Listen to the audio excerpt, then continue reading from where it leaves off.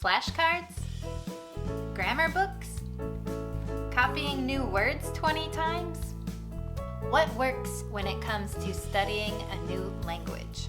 In this video, I'll show you 12 of my favorite study habits and strategies for learning a new language.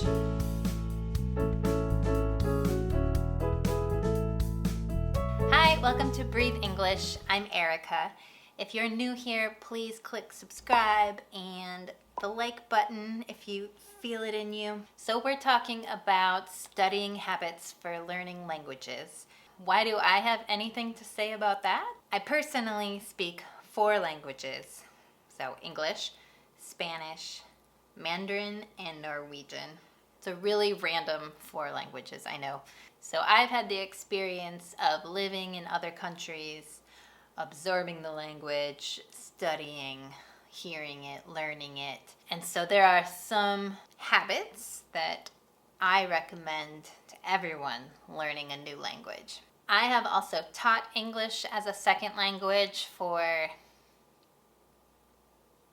11 years now.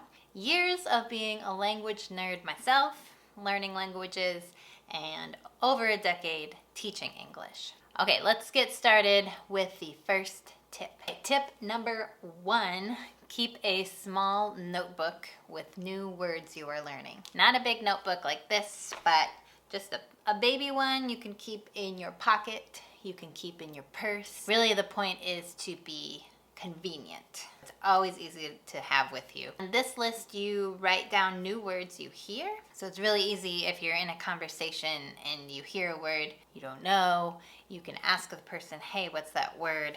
Write it down. And then you always have this notebook, so when you're waiting for the bus, bored at home, multiple times a day, you look at your list, you're seeing those new words again. So the more times we interact with those new words, the more likely we will remember them. You could do this on your phone also.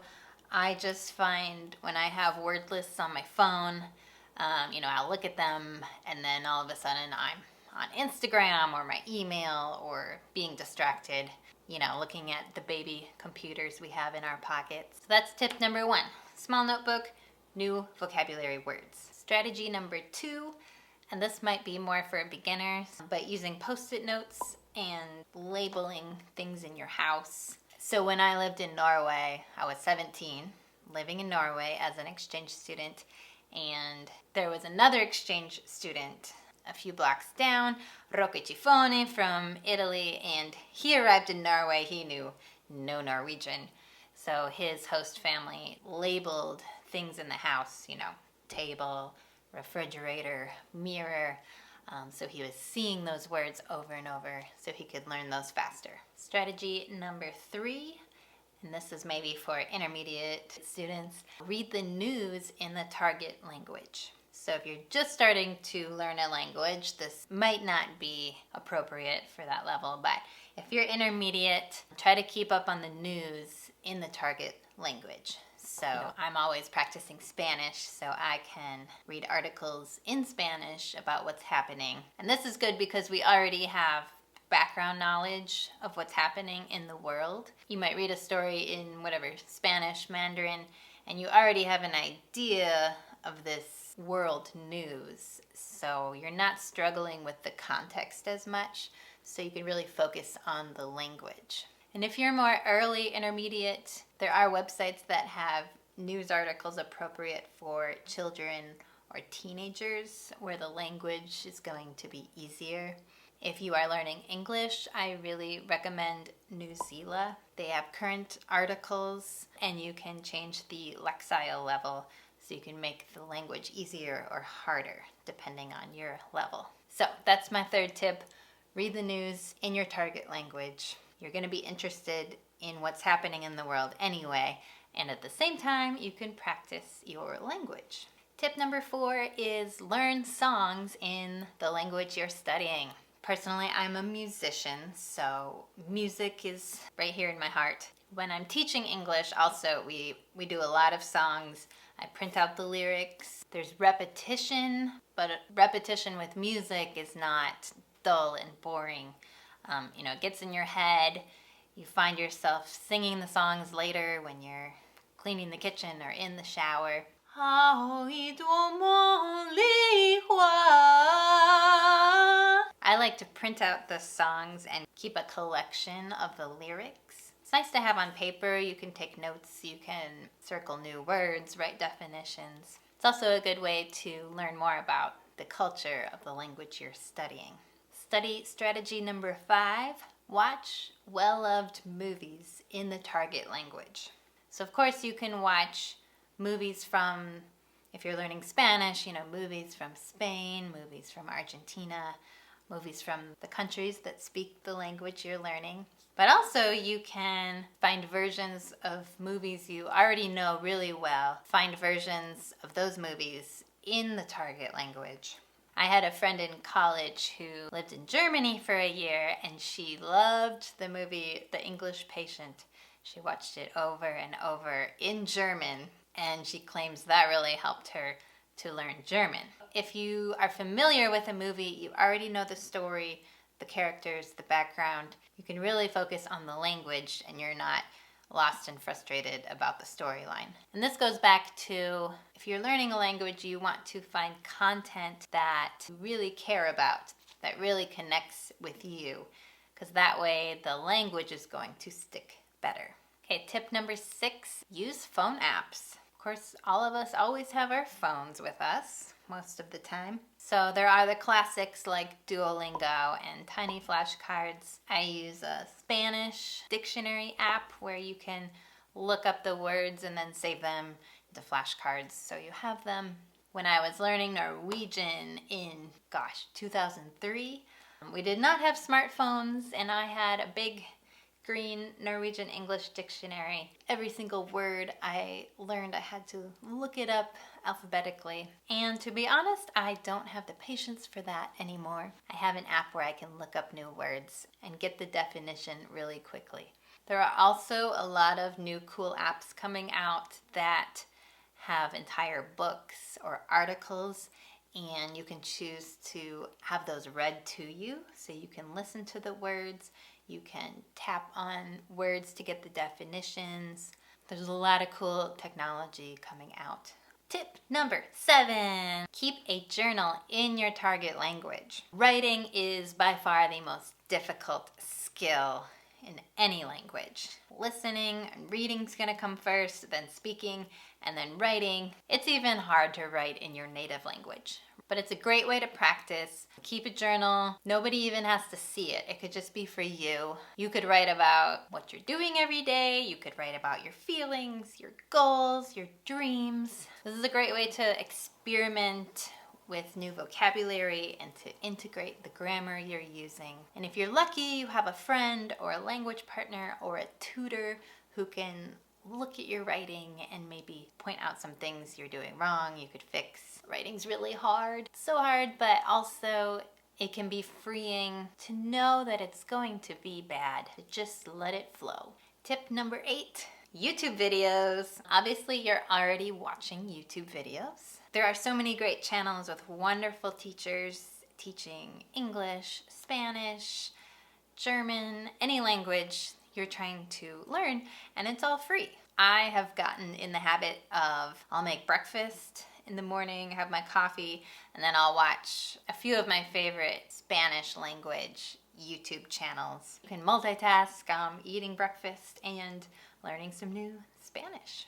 Tip number 9, some of you aren't gonna like this one. Record yourself speaking. Get on your phone. Everybody has a voice recorder, or even you could take a video of yourself speaking the language you're learning. And again, this is like the journaling. Nobody ever has to see it, but it's a lot different speaking and hearing yourself in your head versus recording and then listening back. So when we're speaking, our brain capacity is taken up with doing the act of speaking. When you record yourself speaking and when you listen back, you can use all of your attention for focusing on what you're doing well, what you could work on.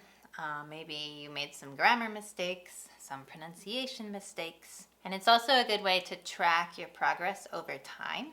Months from now, you could listen back to your recordings and really see, oh wow, I've come a long ways. And then if you do have a teacher or a tutor or a language partner, that's a great way you can send them clips of you speaking. And maybe you choose a topic like you describe what you did this day, or talk about a meal you're cooking, or something you hope to do in the future. So even if it's a 1 or 2 minute clip, you can send that to your teacher or tutor, and then they could give you some feedback. I know everyone hates hearing their own voice, but your voice is beautiful. Record yourself speaking. Okay, and tip number 10, read children's books and young adult fiction. A word on the street is, if you're reading a book, for every page, there should only be maybe 2 to 5 words you don't know. So I've definitely made the mistake of thinking, oh, I can read anything in Spanish or Norwegian. So I read these fiction books written for adults who speak that language, and it's like every sentence there's a word I don't know. I get lost. I don't know what's happening. It's frustrating having to stop that often to figure out the word, and then you lose track of the story. Even a language I speak pretty well, reading children's books, you still get really rich vocabulary. Usually there are pictures to help you with the context, and it's just fun. Children's books have really good stories. And then if you're more intermediate, young adult fiction is really great. The stories are good, you're going to have simpler language, and that way you're reading in the target language, you're not stopping every second to figure out what's going on, to look up new words, and then you can build up from there to the more advanced level where you're reading books intended for adults in that language. So whatever keeps you reading, even if it's children's, young adult, teenager type materials. Okay, tip number 11, follow Instagram accounts or blogs of people who are doing things you're interested in. If you love fashion and you're already following people on, say, Instagram who are fashion bloggers, find some people who speak the language you're learning. So if you're learning German and you love home decor, try to find some blogs, Instagram accounts of German decorators. So really combining your other loves and the language you're learning is really helpful. So if you love cooking and you're learning Japanese, maybe try to find some people online who are writing blogs. Maybe they're on Pinterest, posting things, putting out content, but who are doing it in that language you're trying to learn. And this is going to be really authentic content. And these people are posting about interior design or cooking or car repair or whatever it is. You know, it's not made for language learners. But if it's blog posts or Instagram or Facebook or Twitter, the writing's going to be shorter and the language level is not going to be way up there. So it's really digestible content, but also high interest to you. The 12th tip, the final tip, is talk to yourself. Talk to yourself. Try to continually have dialogues. This could be more or less awkward depending on who you live with or who you work with. If you live alone, it's super simple. If you live with a partner or roommates or family, you could just explain, like, hey, I'm learning Korean and I'm going to be speaking that language at home. So you might feel silly at first, but you know, things like if you're getting ready in the bathroom, you could describe what you're doing. You know, you're choosing your clothes, you're doing your hair, you're brushing your teeth. If you're cooking, you could try to name all the ingredients, try to use the verbs for what you're doing while you're cooking. And now I'll put the oil in the pan and I'll heat up the oil.